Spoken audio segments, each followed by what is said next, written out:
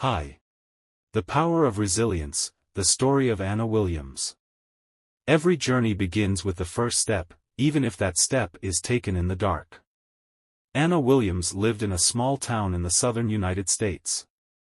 She grew up in a family where the words stability and safe life were core values. Her parents had worked in a textile factory all their lives, and Anna had always heard, "The road to success is working from morning to night and nothing else." Anna did not want to argue with this philosophy, but deep down she always felt that her life should be something more. She was fond of art, loved to draw and create vivid paintings from small details. But every time she tried to show her work to her family, she heard the same thing. "Art doesn't make money, Anna. Focus on real work." Her life was going on as usual, working in a local store, helping out at home, and only late nights when she could paint quietly were her salvation. The turning point was when she met a local art teacher, Mr. Grayson. He happened to see one of her paintings that she was doing for a shop window and was amazed by her talent. "That's incredible, Anna. Have you ever thought about making art your life's work?" Anna just smiled. "It's just a hobby. I don't think anything can come of it." But Grayson wasn't going to give up so easily. He invited her to his painting workshop, saying, "Come. Just give it a try. If you don't like it, we'll forget about it." That evening was the beginning of a change in her life. Let me know if I should continue in this style and if there are enough emotions in the first part. Anna was nervous before entering Mr. Grayson's studio. It was a small, cozy room full of the smell of paint, canvases, and old wooden easels. Several students had already gathered there, listening attentively to the teacher. Anna sat down in the corner, trying to remain inconspicuous. Grayson gave everyone an assignment to draw what the word dream meant to them. She sat there, holding her brush, but didn't draw anything. There were many images in her head, but she couldn't find the courage to put them on the canvas. Grayson noticed this and came over to her. "Anna, you see this as a test. But it's not. Paint not for us, but for yourself. Trust your hands." These words dispelled her fear. She took a deep breath and began to paint. Her hand glided across the canvas, creating the pictures she had always imagined in her head, a field of flowers bathed in sunlight, with the shadow of a little girl standing barefoot on the grass.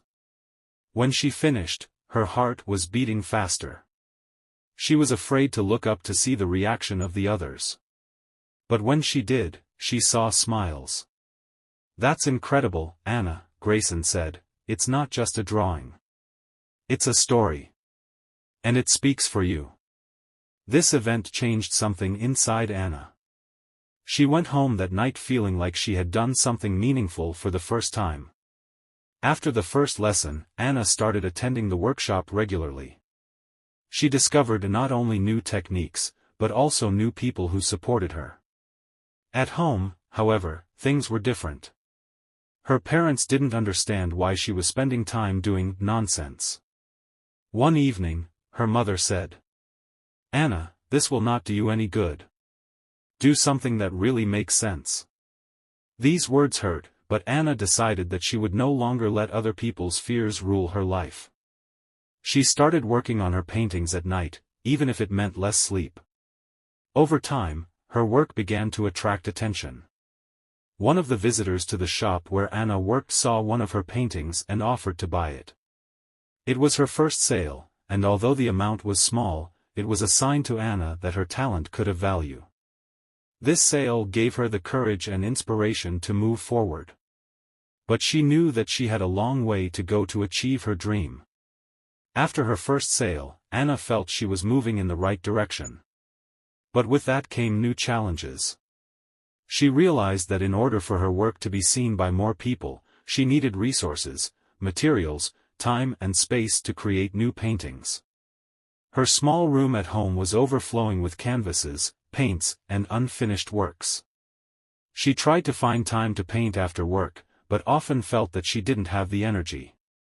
One day, during a regular class in the studio, Grayson suggested that Anna take part in a local exhibition of young artists. At first, she was hesitant. "I'm not ready yet. My work is not good enough." Grayson looked her in the eye and said, "Anna, no one is ever 100% ready. But if you don't try now, when will you? Give people a chance to see your soul through your work." These words inspired her, and she decided to participate in the exhibition. Anna spent all her savings on materials for new paintings. She worked at night, painting images that reflected her inner world, bright fields, mysterious forests, places she had always wanted to visit. When the day of the exhibition came, Anna was more nervous than ever before. Her works occupied a small corner in a large hall, next to the paintings of other young artists. She felt like a small fish in a big sea. But the reaction of the audience surprised her. People stopped near her paintings, discussed them, and even took pictures. One couple came up to her and said, "Your works remind us of the places where we grew up. It's amazing." These words were the best reward for Anna.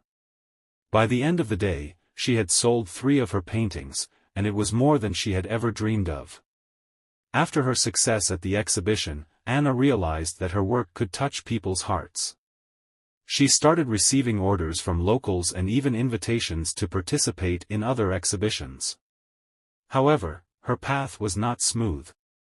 Several customers rejected her work because it did not meet their expectations.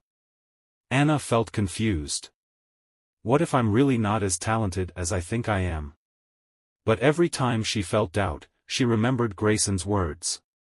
"You don't paint for everyone. You paint for those who will feel your story." She continued to work, perfecting her technique and finding new ways to express herself through art. One day, she was approached by the owner of a small coffee shop who wanted to decorate the walls of his establishment with her paintings. He said, "I want my customers to feel as if they are entering a fairy tale world when they look at your work." This project was an important milestone for Anna. Not only did she decorate the coffee shop with her paintings, but she also got the opportunity to sell even more of her work. After the successful project with the coffee shop, Anna's life began to change. Her work attracted the attention of more and more people. Visitors to the coffee shop began to wonder who the author of the paintings was, and the owner proudly told the story of the young artist. One day, Anna received a call from a local gallery curator. He said, "I saw your works in the coffee shop. They are extraordinary. We'd like to offer you a place in our Young Artists exhibition next month." Anna could hardly believe her ears. The gallery exhibition was a great achievement for her. She set to work to create new paintings for the event. They had to be even deeper, even brighter, and have even more soul. This time Anna worked with new confidence. She depicted moments from her childhood, dreams of unexplored places, emotions that are difficult to express in words. Her works took center stage at the exhibition. The evening was magical. People came up to Anna, thanked her for the emotions her paintings evoked, and shared their impressions. One of the visitors, the owner of a large interior agency, said, "Your paintings have a unique ability to transport people to another world. We want to work with you. How would you feel about creating a series of works for our clients?" This offer opened up new horizons for Anna. Now she worked on projects that brought not only pleasure but also financial stability. Despite her success, Anna faced new challenges. Working on large orders required not only time but also creative energy. She began to feel tired and even afraid that she was losing her identity as an artist. "I create what my clients want to see. But is it my own art?" she asked herself. Her doubts reached a peak when one of her clients canceled his order, saying that the work did not meet his expectations. Anna felt that her efforts were being underestimated. She sought advice from Grayson, who had always been there for her. He said, "Anna, creativity is always a struggle. But remember, if you create from the heart, it will always find its audience." Not everyone will be able to understand your art, and that's okay. These words helped her find motivation again. Anna decided to create a series of paintings that would be entirely her own expression, without compromise, and without thinking about how they would be perceived. Anna returned to her small studio and started working on a new series of paintings. This time she didn't think about what others would say. She painted what came from her heart, stories that intertwined her emotions, memories, and dreams. These were paintings of light and darkness, of struggle and victory, of beauty in the simplest things. She spent days and nights working, losing track of time. While painting, she felt again why she fell in love with art in the first place.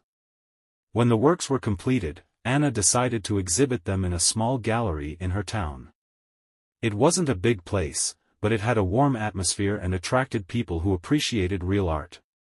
The opening night was special for Anna. She was more nervous than ever because these paintings were her soul.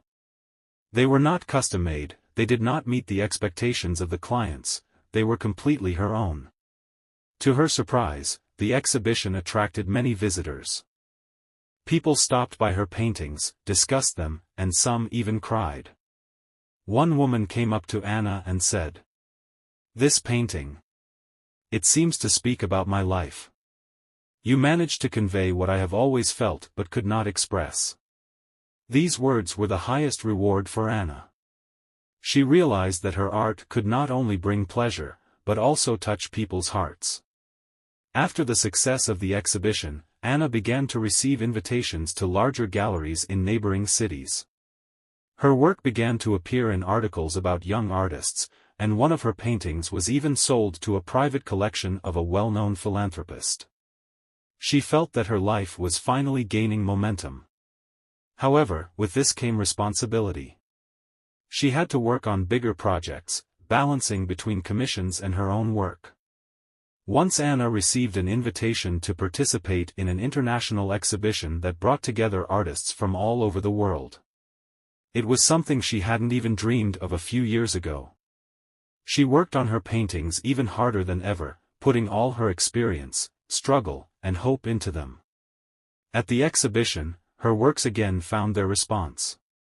One of the visitors, the director of a large art school, said, "Your art has a unique voice. Would you like to share your experience with our students?" This offer became a new chapter in Anna's life. She not only continued to paint, but also started teaching, helping others find their way in art. Anna sat in her studio where it all began. She remembered all those days of struggle, doubt, and victory. Her life was now filled with what she had always loved, art that not only decorated the walls, but also told stories and inspired others.